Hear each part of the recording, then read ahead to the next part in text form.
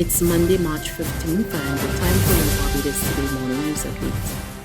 The Barbados Union of Teachers has recommended that the Common Entrance Examinations, more commonly known as the 11 Plus exams, be held on July 6th.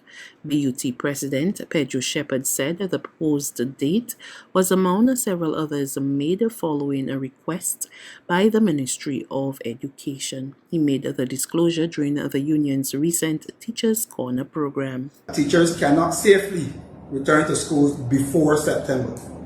If we return before September, it's because we simply want to get the class 4s prepared for the exam, which we are hoping would be deferred by at least a week from the date which is set 22nd or so of June. We're looking at probably the 6th of July for the common entrance, but again, that is a recommendation that was sent to the ministry. They have to make the final determination on that. And for the CXCs, we know the exam dates have been set. I think it is July, August, June, July.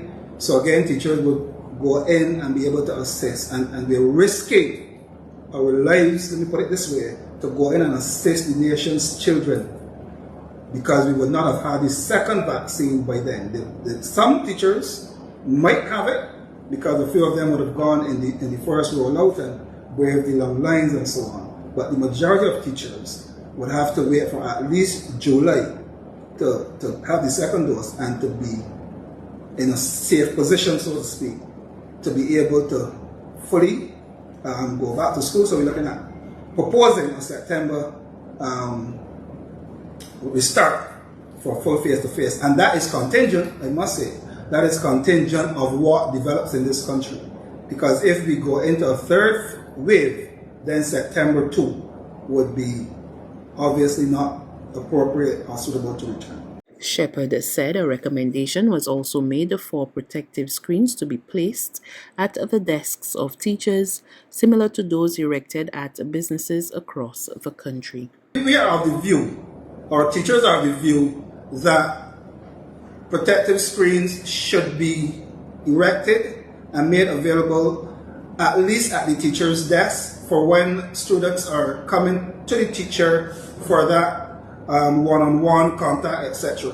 We notice that is the standard now in places of business in Barbados, and schools being a similar sort of a place of business as well. We thought that teachers should have those protective barriers. Of course, we know that teachers cannot teach from behind a screen unless it is online teaching. And teachers would have to move through the classroom from time to time. But at least while the teacher is doing that, the teacher is aware of who he's going to, who she's going to, and the contact that is to be made. If the teacher is at the desk, there are times when children approach the desk without your knowledge.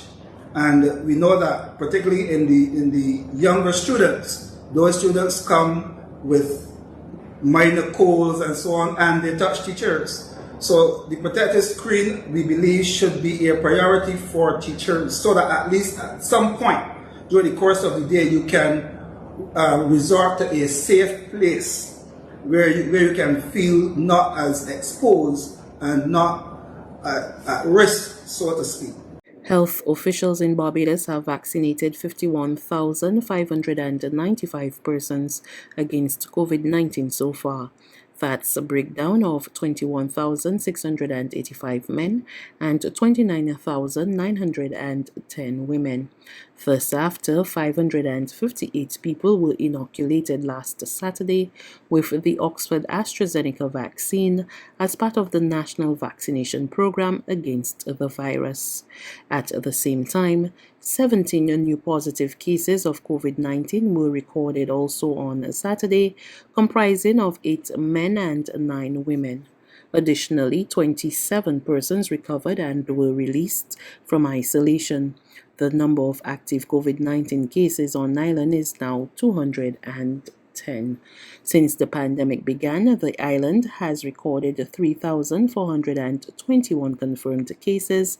That's a total of 1,624 females and 1,797 males. More businesses in Barbados reopened their doors today amid a plea for residents not to become complacent. Chairman of the Cabinet Subcommittee on COVID-19, Senator Dr. Jerome Walcott, made the appeal as government moved a step closer to the full reopening of the country with an ease in some restrictions and allowing a larger percentage of the workforce to report for duty.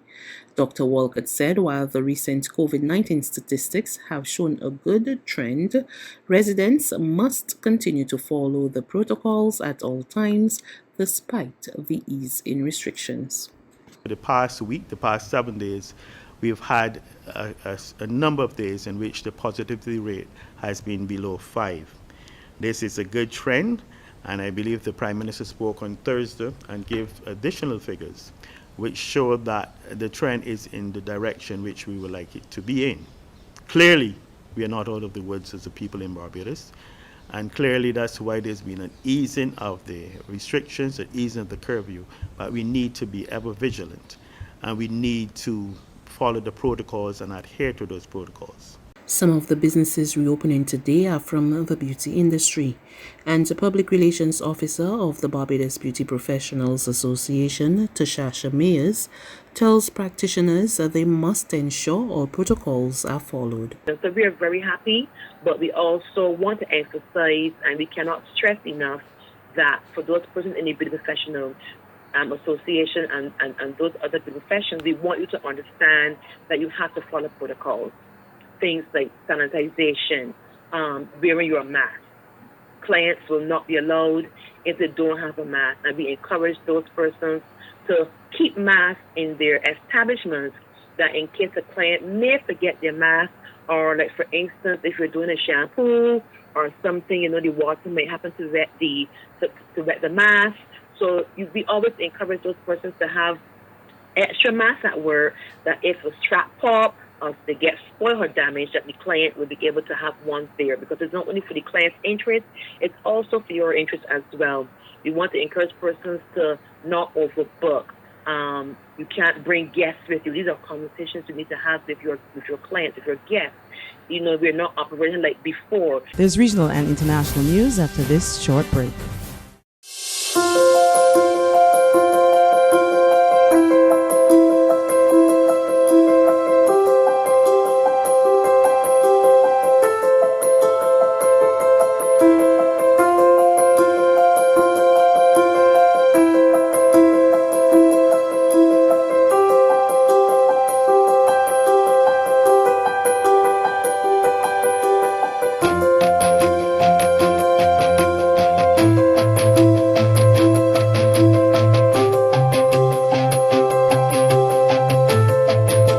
Barbados Today, news you can trust.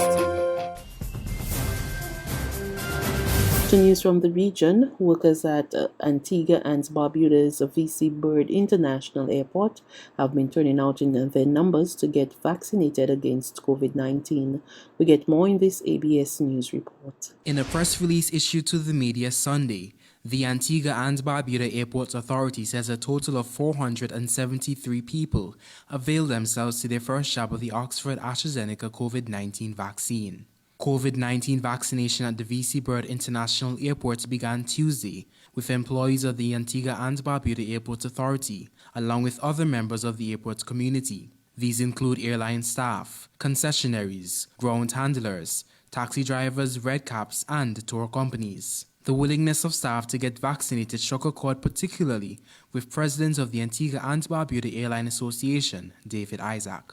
Quote, with the airport serving as Antigua's only gateway, it was extremely crucial that airline employees as members of the frontline team of workers in the travel industry be inoculated, end quote. Reflecting on the tumultuous 12 months since the pandemic began, CEO of the Antigua and Barbuda Airport Authority, Letta Francis, is praising her team for their dedication. Quote, in March 2020, the pandemic forced the closure of our borders. I am mindful that we are at this point having come through an extremely challenging year.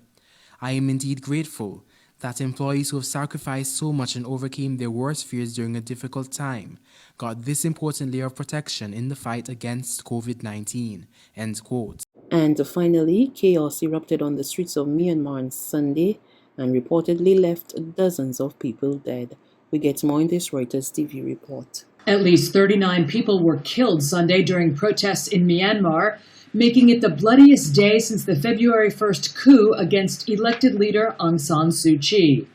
Security forces killed at least 22 anti-coup protesters in a poor industrial suburb of Myanmar's main city after Chinese-financed factories were set ablaze there, according to a human rights group, which also said 16 more protesters were killed in other places, as was one policeman.